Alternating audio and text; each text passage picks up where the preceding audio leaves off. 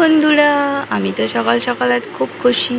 কারণ হচ্ছে এই যে এখানে দেখো কিছু কিছু নিজের হাতের গাছ লাগানো কতটা আনন্দদায়ক সেটা আমি না বলে তোমাদের বোঝাতেই পারবো না। আর যারা গাছ লাগাও তারা তো ভালোই জানো গাছ লাগানোর মানে নিজের হাতে কতটা আনন্দ। তো যাই হোক, এখানে দেখো এই যে এটা তো দোপাটিটা দেখতেই পাচ্ছ। এই যে দোপাটির বীজটাও আমি এখানে ছড়িয়েছি, দেখো এটার মধ্যে তো কি সুন্দর, দেখো কতগুলো গাছ বেরিয়ে গেছে দোপাটির। আর ওপাশে আমি কিছু গাছ লাগিয়েছি। এই যে এটা অবশ্য আমার জানলার ছোট্ট একটা জানলার মধ্যে। এই যে দেখো ওই ফুলটা নষ্ট হয়ে গেছে।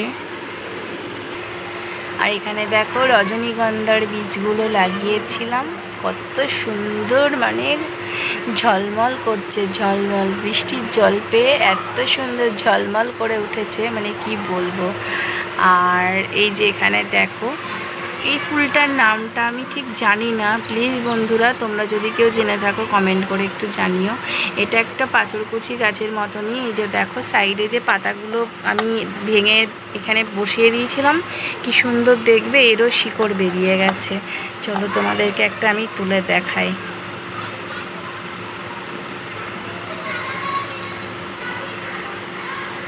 এই যে দেখো কাছ থেকে দেখতে পাচ্ছ, এগুলো আমি আবার অন্য টবে লাগিয়ে দেব। তো গাছ লাগানো, সত্যি বলছি বন্ধুরা, নিজের হাতে গাছ লাগানো যাই বলো একটা আলাদাই অনুভূতি। এগুলো অনেক মাস হয়ে গেছে, ফুল দেওয়া স্টার্ট করেছে। এই যে নিজের হাতে লাগানো।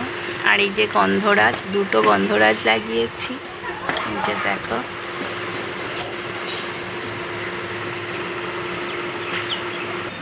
তারপরে এই ঘরের জানলায় এই যে দেখো বেল খাওয়া হয়েছিল, পাকা বেল গরমকালে শরবত করে। তারপরে কিছু বীজ আমি মানে ছিটিয়ে দিয়েছিলাম আর কি মাটির মধ্যেই। তো সেখান থেকে দেখো এই বেল গাছ দুটো বেঁচে রয়েছে। আর এখানে ছোট্ট নয়নতারা। আর এই যে জবা গাছটা আমার আগে অনেক ফুল দিত, এখন আবার নতুন করে অনেক ঝাড় হয়ে গেছে, ডালগুলো অনেক ডালপাল্লা হয়েছে, এবার আস্তে আস্তে ফুল দেবে। আর এই তো চাইনা জবাটা, যেটা আমাকে প্রচুর ফুল দিয়েছে। আর কুড়ি তো সম্ভব মতো আসতেই থাকে, দেখতেই পাচ্ছ। আর এটা একটু টাইম লাগে চাইনা জবাটা হতে, হয় যখন বিশাল বড় হয় দেখে তো মন পুরো ভরে যায়। আর এদিকে নতুন নতুন গাছ আমি আরও লাগিয়েছি। এই যে এখানে পিঙ্ক জবা আছে, সাদা জবা আছে, ওই পাশে থোপা জবা রয়েছে পঞ্চমুখী, ওখানেও দেখো। এই যে দেখো সাদা জবা, এর আগে অনেকগুলো হয়েছিল, এটাও হয়েছে কি সুন্দর। পিঙ্ক জবাটাও আমাকে দিয়েছে, সেই ছবিও আমার দেওয়া রয়েছে। আর এই গাছটা করবী ফুলের গাছ। এই যেটাও দেখো ডগটা একটু ভেঙে দিয়েছিলাম, তারপরে দেখো কত সুন্দর নতুন করে আবার পাতা ডাল গজিয়ে গেছে। আর ওখানে দেখতেই পাচ্ছ কিছু টাইম ফুল, ঘাস ফুল যাই বলবে। আর এই যে আমার দু রকমের অপরাজিতা, যেটা জানলার মধ্যে হয়েছিল, তারপরে আমি ওদের জায়গা চেঞ্জ করে এরকমভাবে এইটা ডিজাইন করে দিয়েছি। এটা তো একটা দড়ি দিয়ে স্টিল রডের মধ্যে বসিয়েছি। এটা আমার সাদা অপরাজিতা।